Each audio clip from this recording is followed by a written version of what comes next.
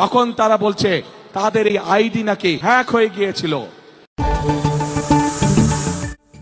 নির্বাচনের আগে ছিল কড়া ভাষা ও তির্যক মন্তব্য, কিন্তু নির্বাচনের পরেই হাসি মুখে সৌজন্য সাক্ষাৎ, এমনকি বিরোধী দল থেকে ডেপুটি স্পিকার নিয়োগের প্রস্তাবও।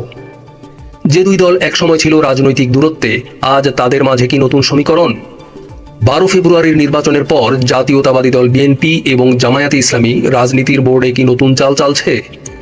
এটা কি স্রেফ সৌজন্য, নাকি কৌশল, নাকি সবই পূর্ব পরিকল্পিত? আজ আমরা বিশ্লেষণ করব এই পরিবর্তনের আসল কারণ কি।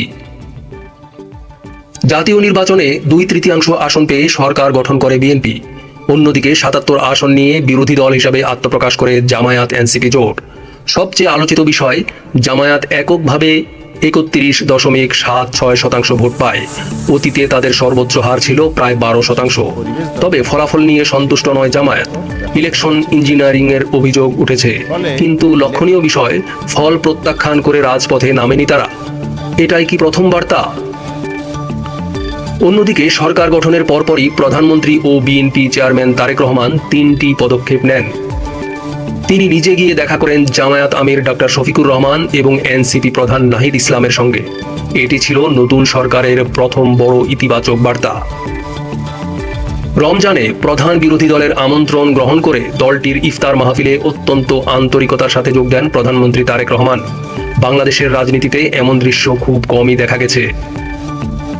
স্বরাষ্ট্রমন্ত্রীর ঘোষণায় জানা যায়, ডেপুটি স্পিকার বিরোধী দল থেকে নেওয়া হবে। সংসদীয় ব্যবস্থায় হঠাৎ পরিবর্তিত পরিস্থিতিতে এটি কিছুটা ঝুঁকিপূর্ণ জেনেও প্রধান বিরোধী দলকে এমন প্রস্তাব দেয় সরকারি দল বিএনপি।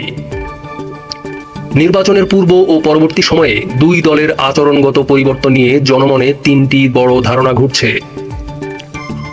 বাংলাদেশের রাজনৈতিক সংস্কৃতিতে পরাজিত দল সাধারণত ফল মেনে নেয় না, কিন্তু জামায়াত ফল মেনে নিয়েছে।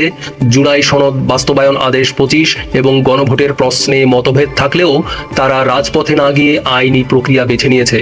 ফলে বিএনপি সরকার আপাত স্বস্তি পেয়েছে এবং হয়তো সে কারণেই নমনীয়তা দেখাচ্ছে দলটি। কেউ কেউ বলছেন এটি রাজনৈতিক স্টার্টআপ বিহেভিয়ার। প্রথমে প্রশাসন ঢেলে সাজানো, দলীয় কাঠামো শক্ত করা, তারপর কঠিন রাজনীতি, অর্থাৎ আপাত নমনীয়তা ভবিষ্যৎ প্রস্তুতির অংশ। কারো কারো মতে 2024 সালের গণ আন্দোলনের পর বাংলাদেশ আওয়ামী লীগ কার্যত নিষ্ক্রিয় হয়ে পড়ায় রাজনৈতিক শূন্যতা তৈরি হয়। আন্তর্জাতিক পরিমণ্ডলে নির্বাচনকে প্রতিদ্বন্দ্বিতাপূর্ণ দেখাতে বিএনপি ও জামায়াত এনসিপি জোট সচেতনভাবেই মাঠ গরম রেখেছিল। এটি ছিল রাজনৈতিক ভারসাম্যের পরিকল্পিত নাটকীয়তা। রাজনীতিতে স্থায়ী বন্ধু বা শত্রু নেই, স্থায়ী থাকে স্বার্থ। আজকের সৌজন্য সাক্ষাৎ কি আগামীকালের জোট, নাকি আগামীকালের সংঘাতের আগের বিরতি? বাংলাদেশের রাজনীতিতে এখন যে অধ্যায় শুরু হয়েছে তা সংঘাতের নয়, বরং কৌশলের, বলছেন বিশ্লেষকরা। তবে প্রশ্ন একটাই, এই সমীকরণ কতদিন টিকবে? প্রিয় দর্শক, আপনার মত কি? কমেন্টে জানাতে ভুলবেন না।